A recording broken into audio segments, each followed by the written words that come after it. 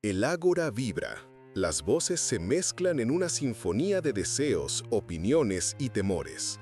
Es el corazón de la democracia, el murmullo de todos pretendiendo ser el logos.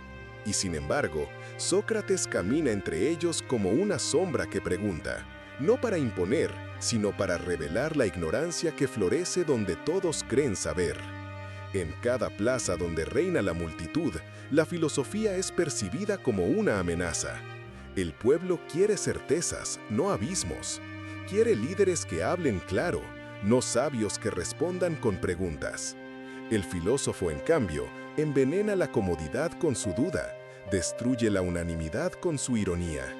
¿Puede la democracia sobrevivir a su propio antídoto?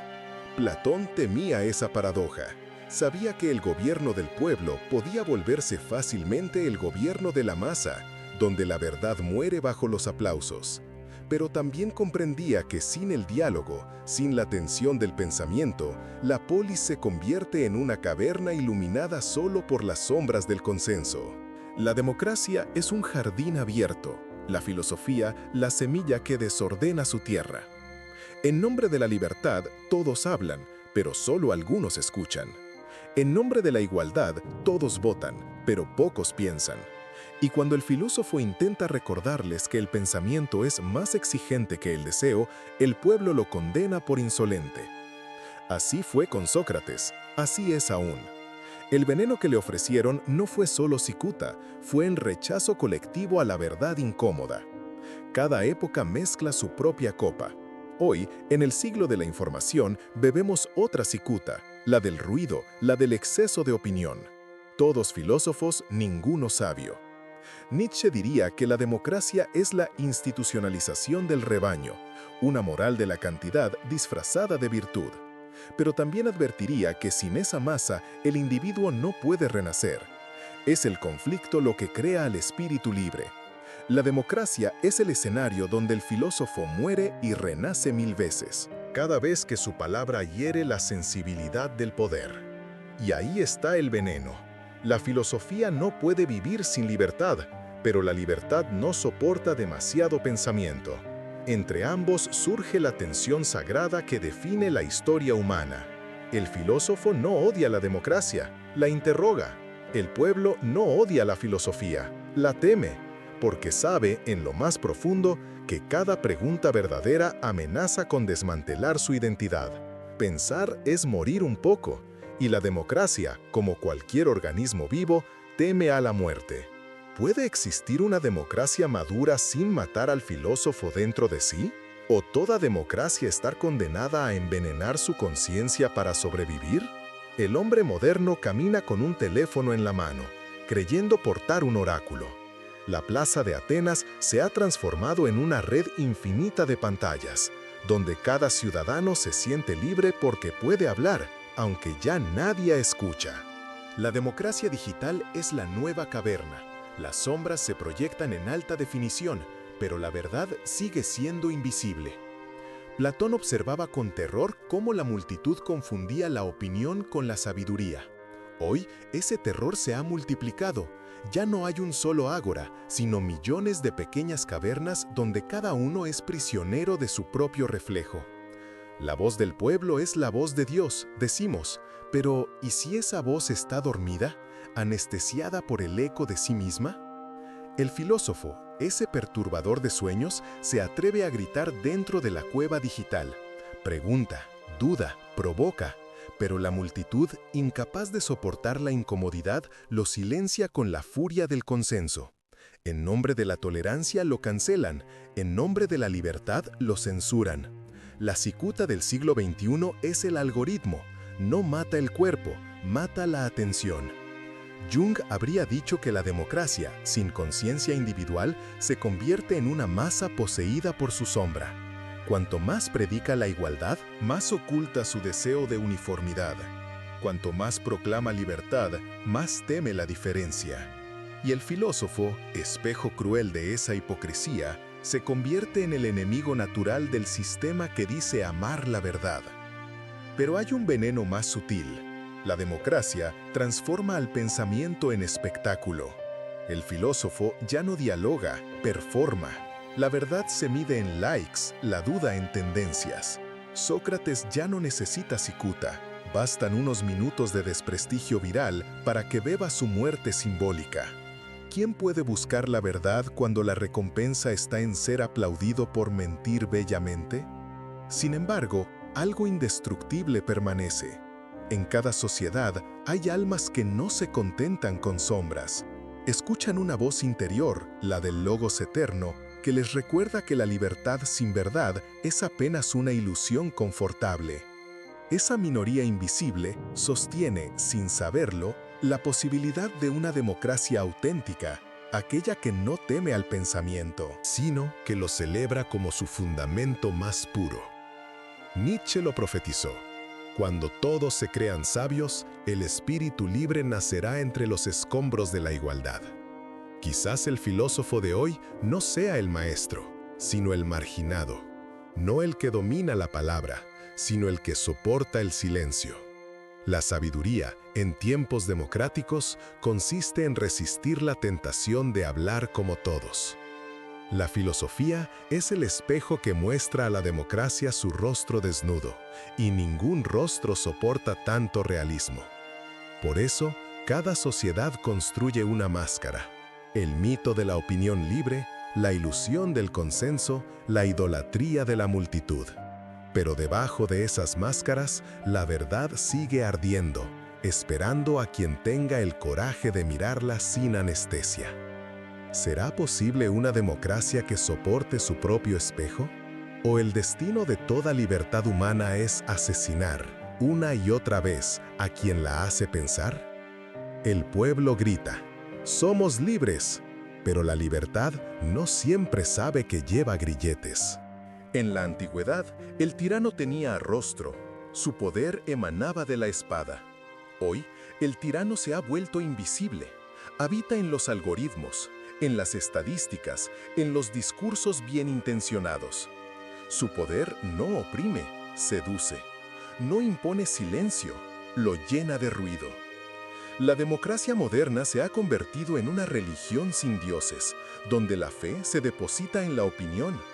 Cada ciudadano es un sacerdote de su propio credo, y el altar es la pantalla donde sacrifica su pensamiento para ganar aceptación. Nietzsche habría sonrido con amargura. El rebaño ha dejado de temer al amo porque se ha convertido en su propio pastor. La filosofía, por su parte, se vuelve sospechosa. El que duda parece arrogante, el que pregunta demasiado peligroso. En la era del consenso, pensar diferente es el nuevo pecado. Todos tienen derecho a su verdad, se dice, pero esa frase es una trampa brillante. Si todas las verdades son válidas, ninguna lo es realmente. La democracia, en su afán por no excluir a nadie, termina expulsando a la verdad misma. Platón ya lo intuía en la República. Cuando la libertad se convierte en el valor supremo, el orden se disuelve, y el alma del pueblo se fragmenta en deseos contradictorios. Entonces, del exceso de libertad nace el deseo del amo. La historia se repite. La democracia da a luz al tirano que juró evitar. No por conspiración, sino por fatiga moral.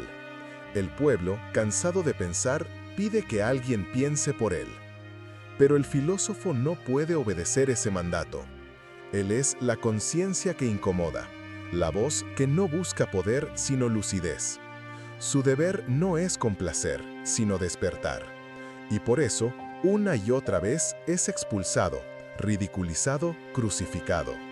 La democracia ama la libertad mientras no se vuelva autocrítica. Ama la verdad mientras no cuestione su reflejo.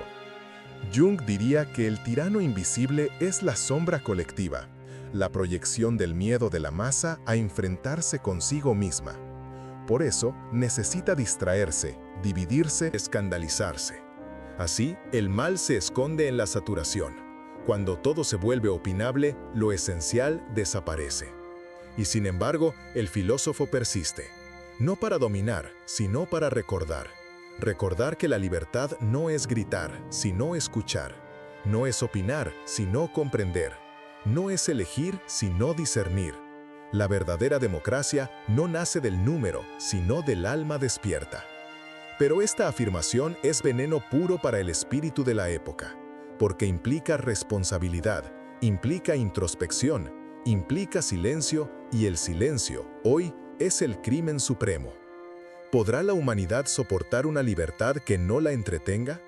¿O el pensamiento será siempre el precio a pagar por la ilusión de ser libres?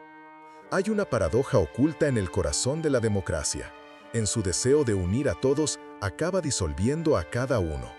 La multitud exige igualdad, pero teme la singularidad. Y el filósofo, esa figura indómita que piensa desde su abismo interior, representa la amenaza de lo inasimilable. El pueblo celebra la diversidad mientras exige uniformidad moral. Promete libertad de pensamiento, pero solo para quienes piensan dentro del perímetro aceptable.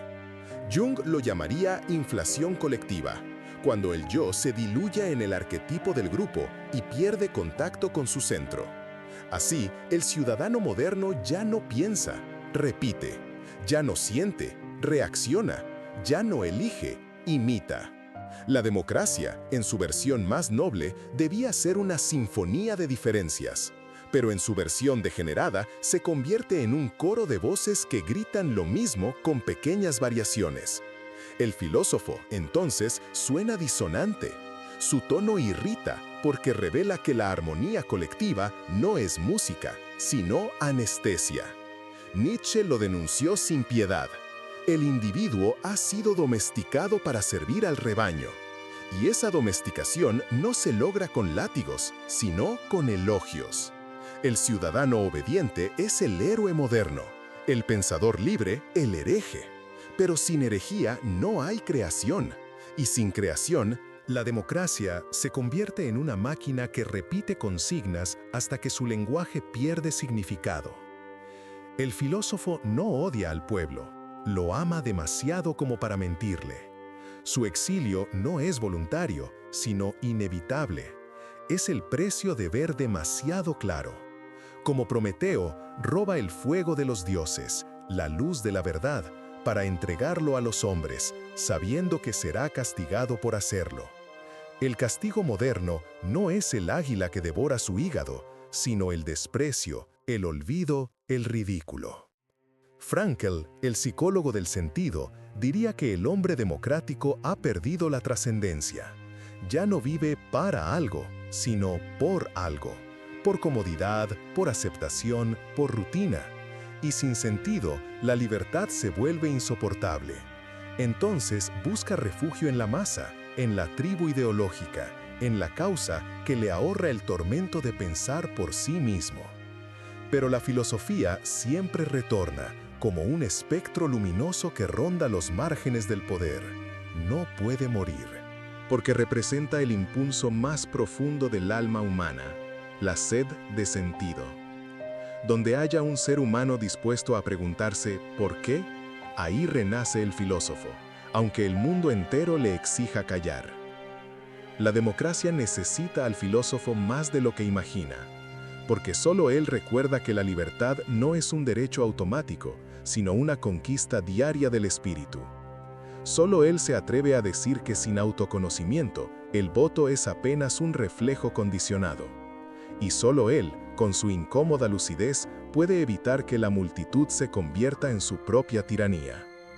El filósofo es el exiliado de la polis, pero también su guardián invisible. Habita fuera para cuidar lo que dentro se olvida.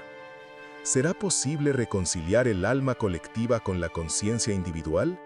¿O la democracia está destinada a sacrificar al individuo para preservar su ilusión de armonía? El Ágora de Atenas fue alguna vez el templo del diálogo. Hoy ha sido reemplazada por el mercado del discurso. Las ideas se venden como mercancías y el pensamiento ha sido reducido a branding intelectual. En lugar de filósofos, tenemos influencers de conciencia. En lugar de verdad, tenemos narrativas rentables.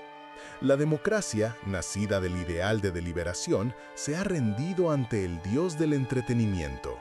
El pueblo ya no busca sabiduría, sino emoción.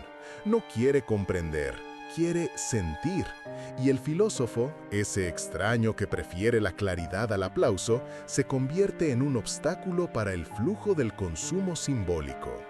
Nietzsche habría sonreído ante esta escena, el mercado como nuevo templo, donde el valor de una idea se mide por su viralidad, no por su profundidad. Cada opinión compite por atención, cada palabra se prostituye para ser deseada, y la verdad, que no sabe venderse, muere virgen. Platón temía la sofística, ese arte de convencer sin comprender, porque sabía que la retórica, en manos del demagogo, podía destruir la justicia. Hoy, los sofistas han regresado, no en las plazas, sino en las redes. Visten con el traje de la modernidad, hablan de libertad, inclusión y progreso, pero su fin es el mismo de antaño: ganar el alma de la multitud sin iluminarla. La filosofía, en cambio, exige lentitud, exige silencio, exige soledad. Ninguna de estas virtudes es rentable. Por eso, en una cultura acelerada, el pensamiento se vuelve sospechoso. ¿Quién tiene tiempo para reflexionar cuando el algoritmo exige inmediatez? La atención, ese don sagrado del alma, ha sido capturada, fragmentada, revendida. Frankl diría que el hombre democrático contemporáneo sufre una vaciedad existencial, una forma elegante de desesperación. Tiene todo lo que desea, menos sentido. Habla sin pausa, pero no sabe para qué. Y en esa saturación de ruido, el filósofo se convierte en un paria, no por su pobreza material, sino por su pobreza simbólica. No encaja en el espectáculo. Sin embargo, hay algo sagrado en esa marginalidad. El filósofo verdadero no necesita vender su pensamiento, porque su pensamiento no busca compradores, sino almas. Su palabra no pretende agradar, sino revelar. Y en un mundo donde la mentira se disfraza de virtud, la verdad, aunque pobre y solitaria, conserva una belleza inquebrantable. Jung habría visto en este mercado una expresión del inconsciente colectivo, la proyección de un deseo reprimido de autenticidad. Cuanto más banal se vuelve la cultura, más profunda es la nostalgia de lo eterno. Y en esa grieta, la filosofía aún respira. Es la respiración lenta de quien no compite, sino contempla. El filósofo entonces no huye del mercado, lo atraviesa sin vender su alma. Camina entre los mercaderes del espíritu como un testigo del logos, sabiendo que su voz es débil, pero su eco es eterno. Porque una idea verdadera no necesita propaganda, solo necesita un corazón que aún no haya sido comprado. ¿Podrá la democracia redescubrir la verdad en medio del espectáculo?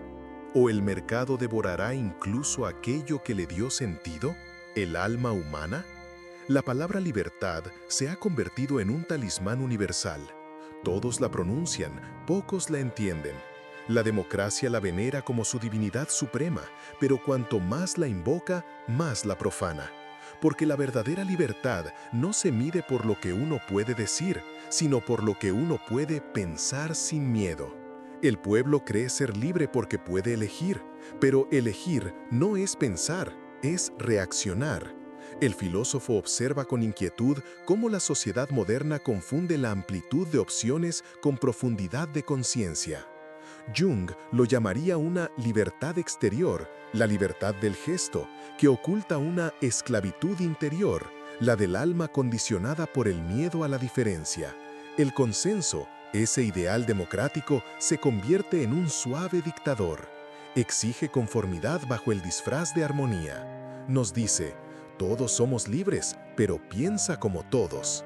Así, la democracia se vuelve una maquinaria delicada que solo funciona si nadie se atreve a cuestionar sus engranajes.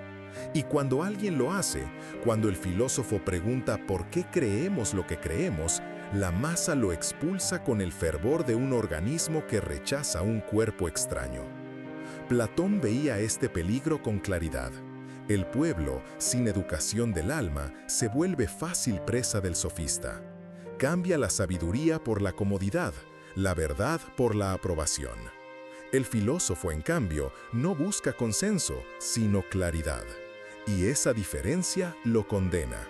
En toda época, la multitud ha preferido al demagogo que la halaga, al pensador que la despierta. Nietzsche se reía de la libertad del rebaño, esa sensación de autonomía que solo existe mientras se camina en grupo. Pero el verdadero espíritu libre, el que se atreve a pensar desde su soledad, vive una libertad que no se vota, se conquista. Su independencia es peligrosa porque revela la fragilidad del consenso. La democracia teme al individuo que piensa demasiado porque su sola existencia demuestra que la mayoría puede estar equivocada. Esa posibilidad es insoportable para un sistema que se define por la cantidad. Por eso, el filósofo no es enemigo del pueblo, es su espejo, y ningún espejo es amado por quien teme su reflejo. Frankl lo expresaría así: sin sentido interior, la libertad exterior degenera en vacío. Una sociedad que no sabe para qué es libre, acaba usando su libertad para destruirse. De ahí el malestar invisible del ciudadano moderno. Su vida es suya, pero no sabe qué hacer con ella. La libertad se ha vuelto una carga. Y entonces surge una nostalgia secreta, la del orden perdido, la de la autoridad que pensaba por nosotros. Así, el péndulo histórico oscila, de la libertad absoluta al control paternal, del caos del pueblo a la voz del tirano. La democracia muere no por exceso de opresión, sino por agotamiento de sentido. El filósofo lo sabe. La libertad sin verdad es una máscara, y el consenso sin pensamiento es una cárcel con ventanas abiertas. ¿Podrá la democracia volver a educar el alma de sus ciudadanos? ¿O la palabra libertad terminará significando exactamente lo contrario de lo que prometía? Toda civilización que ama su comodidad termina sacrificando a quien la confronta. Así fue con Sócrates, crucificado con cicuta, con Cristo, colgado en su verdad, con Giordano Bruno, consumido por el fuego de su pensamiento. La democracia, aunque se proclame racional, sigue siendo un templo que necesita víctimas para conservar su fe en sí misma. El filósofo se convierte en el chivo expiatorio de la polis, aquel que carga con las culpas que nadie quiere mirar. Su crimen no es mentir, sino ver, no es destruir, sino recordar. En un mundo que teme la profundidad, el pensamiento se vuelve sospechoso de arrogancia. Así, la sociedad limpia su conciencia, ejecutando a su conciencia. Platón lloró esa muerte con amargura. Entendió que el pueblo no odia la verdad, simplemente no soporta su intensidad. Y por eso inventa narrativas dulces, mitos útiles, opiniones cómodas. El filósofo, con su palabra desnuda, rompe el hechizo y deja al hombre frente al abismo de su ignorancia. Ese instante es insoportable. Es más fácil matar al mensajero que mirar el mensaje. Nietzsche llamó a este fenómeno el instinto de conservación del rebaño. La masa defiende su mediocridad como si fuera virtud y llama peligroso a todo lo que la obliga a crecer. Pero sin esa herida no hay evolución. Sin ese veneno no hay conciencia. La muerte del sabio purifica al pueblo, no por su sangre, sino por la semilla que deja en los que se atreven a comprenderla. Jung diría que el sacrificio del filósofo es un arquetipo eterno, el del self intentando despertar a la conciencia colectiva. El pueblo mata al sabio, pero en lo profundo lo asimila. Así, cada ejecución se convierte en un bautismo inconsciente. Sócrates muere, pero su pregunta resucita. La cicuta se transforma en logos, el veneno en medicina. Frankl habría visto en este sacrificio la paradoja del sentido. Solo lo que duele profundamente puede curar. La democracia necesita al filósofo precisamente porque no puede soportarlo. Su palabra incómoda mantiene vivo el espíritu crítico. Su muerte simbólica renueva la necesidad de pensar. Es el drama del eterno retorno del pensamiento. Cada generación mata a su Sócrates y lo redescubre más sabio. La historia humana es, en el fondo, una sucesión de condenas al pensamiento. Y sin embargo, el pensamiento persiste. Como un fuego que no puede apagarse, arde en los márgenes, en las almas que aún no se han vendido al ruido. Esa llama es la promesa que sobrevive a la muerte del sabio. La promesa de que el alma humana, aunque se traicione 1000 veces, siempre vuelve a buscar la verdad. El filósofo entonces muere victorioso. Su muerte revela la cobardía de la multitud y, al mismo tiempo, su posibilidad de redención. Porque cada ejecución pública es una oportunidad para que alguien, en silencio, despierte. El veneno de la filosofía no destruye la democracia, la purifica. La obliga a mirarse, a recordar que su poder sin sabiduría se convierte en tiranía de todos contra todos. ¿Será capaz la democracia de honrar al sabio sin tener que crucificarlo? ¿O necesita siempre de su sangre para recordar que aún puede pensar? Toda civilización se sostiene sobre un equilibrio frágil entre el orden y el espíritu. Cuando el orden se vuelve absoluto, nace la tiranía. Cuando el espíritu se dispersa, llega el caos. La democracia es el intento perpetuo de reconciliar ambos extremos, una danza entre la razón del pueblo y la locura de la libertad. Pero en el fondo, su destino depende de algo más profundo, su relación con la verdad. La filosofía es ese espejo, que nunca miente. Su veneno es su pureza. No ofrece consuelo, sino lucidez. Por eso hiere, por eso salva. La democracia solo se mantiene viva si acepta beber un poco de ese veneno, porque solo la verdad, por dolorosa que sea, puede protegerla de la corrupción del alma colectiva. El pueblo sin pensamiento se convierte en multitud, la libertad sin conciencia en simulacro, el voto sin autoconocimiento en superstición moderna. Y así, el filósofo, aunque exiliado, continúa guiando desde la sombra. Su palabra puede ser prohibida, pero su eco sigue resonando en quienes aún sienten que vivir sin pensar es morir lentamente. Platón soñó con una república de sabios, Nietzsche con una humanidad que se supera a sí misma, Jung con un alma reconciliada con su sombra, Frankl con un sentido más grande que el sufrimiento. Cada uno, a su modo, vio que el destino humano no es el poder, sino la conciencia. La verdadera democracia no se mide en votos, sino en almas despiertas.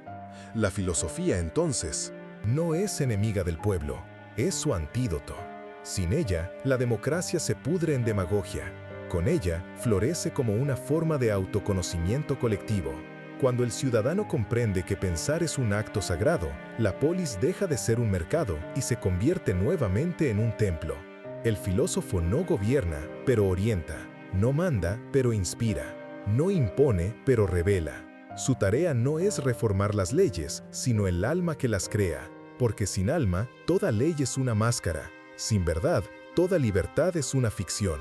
La filosofía no busca destruir la democracia, sino recordarle su origen, el diálogo, el asombro, la búsqueda común del bien.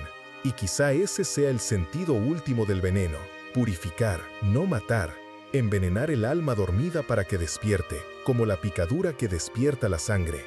Sócrates no murió en vano, murió para enseñarnos que la vida sin examen no vale la pena ser vivida. Y mientras exista un ser humano dispuesto a hacerse una pregunta verdadera, la democracia aún tendrá salvación. Así, la obra concluye donde comenzó, en el ágora.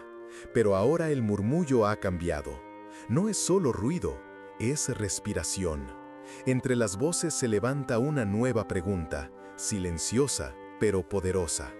¿Estamos dispuestos a vivir con la verdad aunque nos cueste nuestra comodidad? Esa pregunta es la semilla de toda libertad. La filosofía es el veneno que la hace germinar. La democracia, el jardín donde debe florecer. La democracia sobrevive cuando alguien, entre el ruido, se atreve a hacer silencio. Sobrevive cuando alguien, tal vez tú, decide pensar aunque duela. El filósofo no destruye el orden, lo purifica. Es el veneno que despierta el espíritu, el remedio que devuelve sentido a la libertad. Porque el verdadero peligro no es el tirano que calla, es el pueblo que ya no quiere escuchar. La filosofía sigue viva en cada mente que se niega a aceptar la ignorancia como destino. Y quizá el próximo Sócrates no tenga que morir. Basta con que tú elijas no ser parte de la multitud dormida. Pozo, piensa, cuestiona, despierta, pesa. Si esta reflexión te tocó, B. Suscríbete al canal. A. Activa las notificaciones. C. Y comparte este veneno de conciencia con el mundo. Porque el pensamiento, cuando se comparte, es contagioso. Y la verdad, aunque duela, siempre libera. El filósofo no destruye la democracia, la despierta de su sueño.